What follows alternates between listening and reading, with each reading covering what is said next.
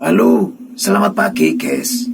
Kali ini Mbak Sugrip akan menceritakan pengalaman horor yang pernah dialami oleh, sebut saja namanya Freddy guys.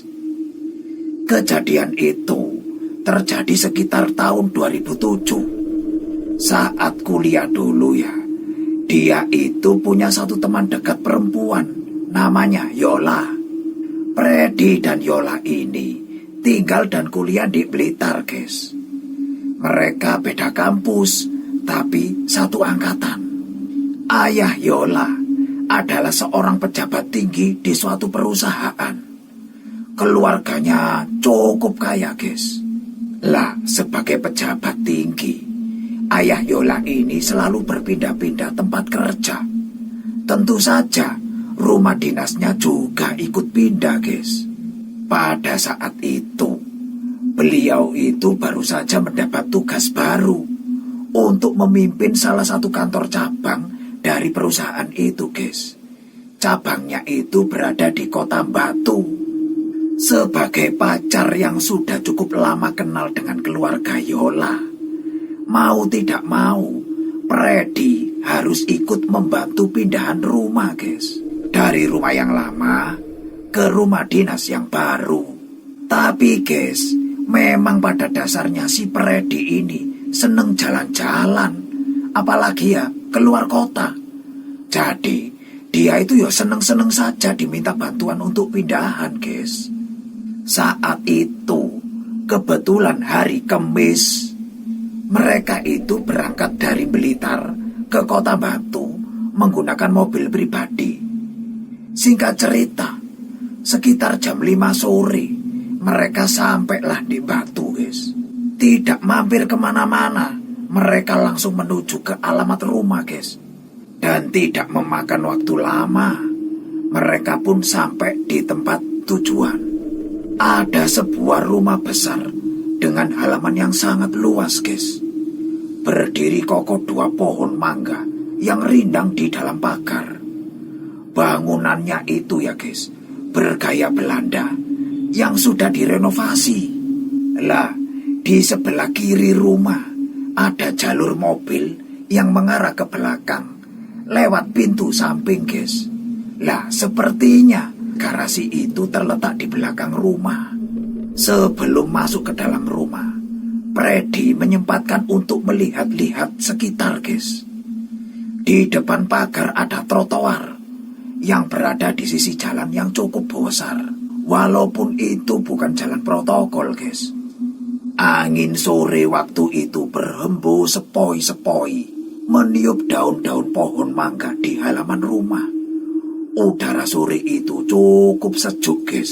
Tahu sendiri, guys, Kota Batu itu memang terkenal dengan kesejukan udaranya. Karena letak Kota Batu itu berada di dataran tinggi. Saat itu, Freddy mencoba menyusuri jalan kecil yang mengelilingi rumah, guys, melalui pintu samping. Jalur itu cukup dilewati untuk 1 mobil saja. Benar dugaannya, guys. Ternyata di samping halaman belakang, ternyata memang ada garasi mobil yang cukup besar. Garasinya itu beratap tapi tanpa tembok, guys. Di setiap sisinya hanya ada 4 tiang panjang yang menyangga atap, guys. Lah, tepat di tengah-tengah halaman belakang, guys, Freddy melihat ada pohon mangga yang besar dan rindang. Freddy ini sedikit trauma kalau melihat pohon mangga, guys. Apalagi di rumah itu ada 3 pohon mangga. 2 di halaman depan dan 1 di belakang rumah. Saat Freddy berada di garasi mobil yang letaknya ada di belakang rumah itu, guys, dia melihat kondisi garasi itu tidak terawat. Debu tebal menyelimuti lantainya. Terlihat kumuh, guys. Perasaan Freddy tidak enak melihat garasi ini, guys. Dia merasa ada yang aneh. Auranya itu loh, serem, guys, auranya, guys. Freddy pun lanjut berkeliling melihat-lihat sekitar, guys. Di belakang rumah, Freddy menemukan hal yang lebih menarik perhatiannya. Di posisi paling pojok belakang bangunan ada kamar mandi.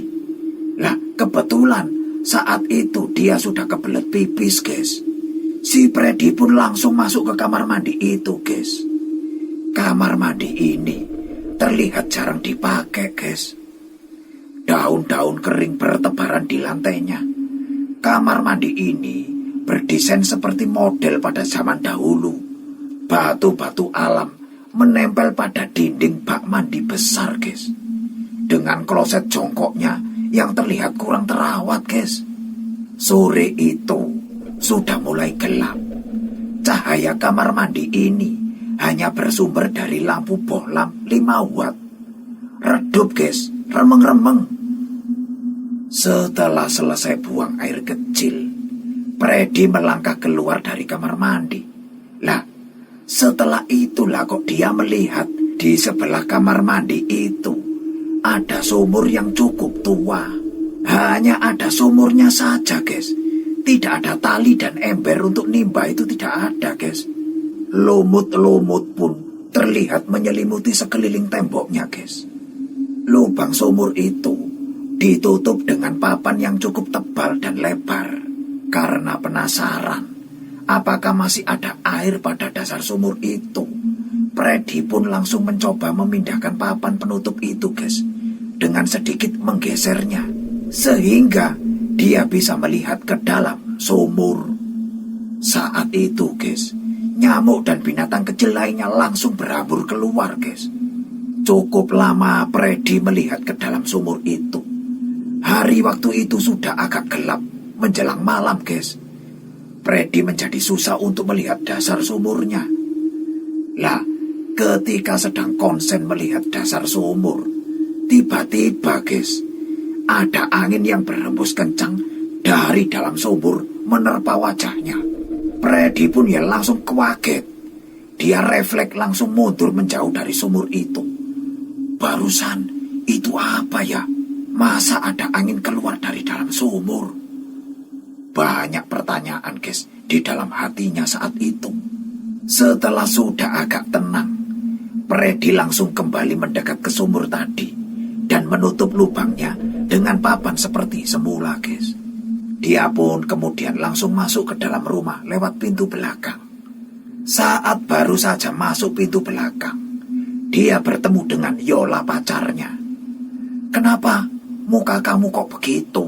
Kayak baru melihat hantu saja," tanya Yola ketika melihat Freddy yang masih agak tegang, guys. Enggak apa-apa kok, enggak ada apa-apa," jawab Freddy. Saat itu, barang-barang dan perabotan milik orang tua Yola sudah sampai sehari sebelumnya, guys. Sudah diletakkan di tempat masing-masing. Mereka hanya tinggal merapikan saja. Setelah berada di dalam rumah, barulah terlihat kalau rumah itu rumah yang sangat besar, guys. Arsitektur zaman dahulu, guys. Langit-langitnya itu tinggi dengan tembok yang tebal. Kira-kira begitulah kondisi rumahnya. Di dalam rumah itu ada 2 toilet. Satu di kamar utama, yaitu kamar kedua orang tua Yola, dan satu lagi di sebelah dapur. Lalu di luar rumah ada 1 toilet lagi yang di belakang rumah sebelah sumur tadi, guys. Kalau tidak terpaksa, guys, si Freddy ini tidak akan ke toilet itu karena toilet itu terlihat serem, guys. Lalu setelah maghrib, mereka pun berkumpul di ruangan tengah. Mereka berbincang dan lanjut makan malam, guys. Dari awal Freddy memang merencanakan untuk menginap dan pulang ke Blitar besok paginya. Freddy ini menempati kamar yang paling depan, sedangkan orang tua Yola tidur di kamar utama. Lalu Yola sendiri di kamar kedua. Sebenarnya, selepas maghrib, Freddy sempat berubah pikiran. Dia itu mau pulang saja ke Blitar malam ini. Karena perasaannya itu sudah tidak enak, guys. Sejak kejadian di sumur pada sore tadi, dia merasa ada yang aneh dengan rumah ini, guys. Tapi saat itu, orang tua Yola tidak mengasih izin untuk dia pulang. Ya sudah, Freddy nurut saja. Dia pikir cuma 1 malam ini saja kok. Semoga tidak terjadi apa-apa, gitu pikirnya. Tanpa terasa, jam sudah menunjukkan pukul 10 malam. Mereka pun masuk ke kamar masing-masing, guys. Saat itu, Freddy tidak bisa tidur. Kebiasaan Freddy kalau tidur, guys, harus ada TV dan dalam keadaan menyala. Dia tidak akan bisa tidur kalau TV-nya mati, guys. Tapi sialnya, di kamar itu hanya ada tempat tidur dan meja. Tidak ada TV, guys. Sepertinya malam ini akan menjadi malam yang panjang buat Freddy. Akhirnya, jam-jam awal di dalam kamar, dia habiskan dengan bengong, guys. Tidak bisa main HP, guys. Karena HP pada tahun itu, sekitar 2007 loh, yo. Jaringan internet itu masih susah. Jangankan 4G dan 3G, guys. Dapat sinar seluler saja sudah bagus. Freddy benar-benar tidak bisa tidur, guys. Guling sana, guling sini, tidak jelas. Sampai tidak terasa, jam sudah menunjukkan pukul 12:30 malam. Dan tetap Freddy ini belum bisa tidur juga, guys. Tiba-tiba, sayup-sayup, Freddy seperti mendengar suara bayi yang sedang tertawa, guys.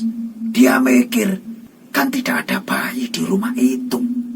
Suara bayi tertawa itu terdengar dari arah ruang tamu, guys. Yang letaknya itu persis di depan kamarnya. Freddy langsung duduk di pinggir tempat tidur dan mencoba menajamkan pendengarannya. Apakah itu benar-benar suara bayi? Ternyata, guys, memang benar itu suara bayi. Bayi itu sedang tertawa, guys. Suara itu semakin lama semakin jelas. Saat itu, guys, Freddy tidak berani membuka pintu untuk memastikan. Dia memilih untuk diam di dalam kamar dan mencoba tidak menghiraukannya. Tapi tetap saja, guys, dia ketakutan. Di titik inilah, guys, teror baru saja dimulai. Lama-kelamaan, guys, suara tawa bayi itu menghilang. Freddy pun merasa agak sedikit lega. Tapi dia ini tetap saja tidak bisa tidur. Dan sesuatu yang paling tidak diharapkan terjadi juga, guys. Freddy kebelet pipis, guys. Dia itu tidak akan bisa tahan kalau menahan pipis sampai pagi, guys. Akhirnya Freddy memutuskan untuk nekat keluar kamar dan melangkahkan kaki ke toilet, guys. Freddy membuka pintu kamar pelan-pelan karena masih was-was dengan suara bayi yang tadi dia dengar, guys. Saat pintu dibuka agak lebaran, alhamdulillah, ternyata sudah tidak ada apa-apa, guys. Saat itu, ruang tamu dalam keadaan gelap. Freddy pun lanjut berjalan ke arah toilet. Dia memilih toilet yang berada di bagian dalam rumah, yang tempatnya itu bersebelahan dengan dapur, guys. Sesampainya dia di depan pintu toilet, Freddy mencoba membukanya. Tapi ternyata tidak bisa dibuka, guys. Sepertinya pintu itu terkunci dari dalam. Waduh, mungkin ada orang ini di dalam ini, pikir Freddy di dalam hati. Karena dia sudah benar-benar tidak bisa tahan, Freddy berniat untuk pipis di toilet yang ada di belakang rumah, yang letaknya di sebelah sumur tadi sore itu, guys. Sebenarnya dia itu takut ke sana, tapi mau gimana lagi? Dia sudah kebelet pol, guys. Saat pintu belakang dia buka, pandangannya langsung tertuju ke garasi kosong yang ada di belakang, guys. Dia lalu berjalan melewati kamar pembantu yang masih kosong. Pada saat lewat di depan sumur, guys, Freddy melihat ada yang aneh di sumur itu. Papan penutup sumur sudah berada di samping, guys. Tidak lagi menutupi lubangnya. Padahal sore tadi dia meninggalkan sumur itu dalam keadaan tertutup. Saat itu Freddy langsung lanjut saja masuk ke toilet karena sudah tidak tahan, guys. Setelah pipis, Freddy langsung keluar toilet. Ketika pintu toilet terbuka, guys, Pandangan Freddy langsung menghadap ke garasi kosong yang gelap itu. Tiba-tiba, guys, pandangannya itu menangkap suatu objek di kegelapan malam itu. Dia melihat ada sesuatu yang berwujud putih. Sosok itu berdiri di dalam garasi. Jantungnya, guys, seperti berhenti saat itu. Karena ternyata yang dia lihat itu adalah pocong, guys. Pocong itu tinggi dan besar. Tingginya itu sekitar 2 meter, guys. Tiba-tiba, guys, pocong itulah kok perlahan-lahan mendekatinya sih, guys. Dengan cara melayang, guys. Jarak mereka menjadi sangat dekat, guys. Hanya sekitar 3 meter saja. Jadi saat itu Freddy bisa melihat dengan jelas penampakannya. Wajahnya itu, guys, hitam legam. Matanya yang sebelah. Matanya, guys, yang sebelah itu loh keluar, guys. Sedangkan sebelahnya lagi menatap tajam ke arah Freddy. Tubuh Freddy langsung bergetar hebat, guys. Dia ketakutan, guys. Tulang-tulangnya terasa lepas dari engselnya, guys. Dengan sisa-sisa tenaganya, Freddy memaksa dirinya untuk berjalan menuju pintu belakang. Dia menyeret kakinya ke pintu itu, guys. Freddy tidak berani lagi melirik ke arah tempat pocong itu berdiri. Setelah dengan susah payah, dia masuk ke dalam rumah. Dia langsung mengunci pintunya, guys. Freddy lalu berjalan sempoyongan ke arah kamarnya. Sesampainya di dalam kamar, Freddy langsung mengatur nafasnya. Ingin rasanya pergi keluar dari rumah itu saat itu, guys. Dan lari ke tempat yang ramai. Tapi apa daya, guys. Lututnya ini loh terasa lemes, guys. Tidak beberapa lama, saat itu jarum jam sudah hampir pukul 2 malam, guys. Ternyata teror belum selesai di situ, guys.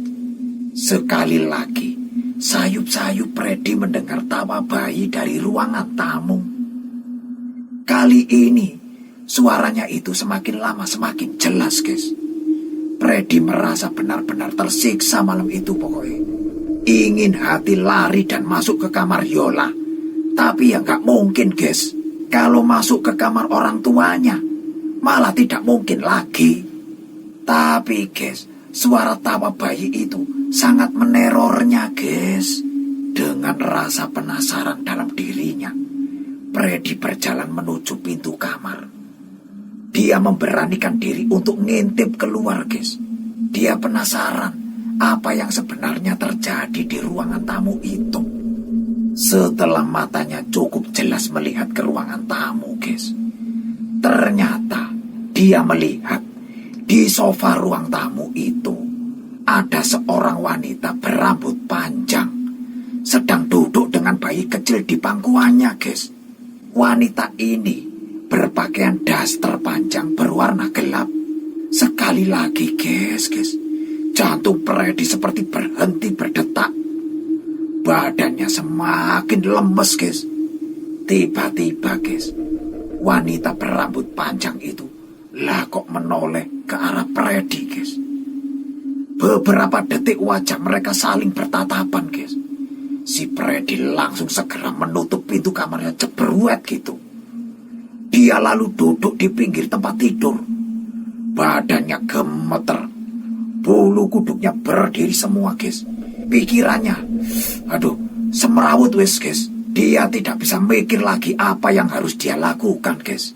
Sementara itu, di ruangan tamu, perempuan dan bayinya itu terus-terusan mengeluarkan suara tawa yang menyeramkan. Sosok itu seakan-akan menertawakan keadaan Freddy yang sedang dilanda ketakutan hebat, guys. Beberapa saat kemudian, Freddy mendengar suara langkah kaki yang mendekati pintu kamarnya, guys. Kemudian, guys, tiba-tiba gagang pintu itu loh bergerak sendiri. Seperti ada yang mencoba membuka pintu dari luar, guys. Freddy saat itu semakin panik, guys. Karena jarak pintu dan tempat dia duduk hanya berjarak beberapa meter saja. Dan sialnya, guys, tadi itu Freddy lupa mengunci pintu. Pintu itu pun perlahan-lahan mulai terbuka, guys. Perasaan Freddy semakin tidak karuan. Keringat dinginnya pun mulai bercucuran, guys. Pintu kamar itu semakin lama semakin terbuka lebar. Saat pintu terbuka penuh, terlihat sosok perempuan berambut panjang dengan wajah yang pucat, guys. Matanya itu cekung ke dalam dengan bola mata yang putih semua, guys. Sosok itu lalu menyeringai ke arah Freddy yang sedang menggigil ketakutan. Tiba-tiba pandangan Freddy semakin lama semakin kabur, guys. Dan akhirnya dia tidak sadarkan diri. Pingsan, guys. Dia baru sadar setelah Yola membangunkannya untuk sholat subuh. Saat itu Freddy ini tidak berani menceritakan kejadian yang dia alami malam itu, guys. Kemudian siangnya setelah sholat Jumat, Freddy pulang ke arah Blitar sendirian, guys. Sementara Yola pulang ke Blitar pada hari Minggunya. Dan menurut kabar belakangan, guys, ternyata ayah Yola hanya bertahan 1 bulan di rumah itu, guys. Beliau meminta pindah ke rumah dinas di tempat lain. Setelah itu, barulah si Freddy berani bercerita, guys, tentang kejadian yang dialami ketika menginap di rumah itu. Dan ternyata orang tua Yola itu juga mengalami hal yang sama, guys. Mereka itu diteror oleh penghuni gaib rumah itu.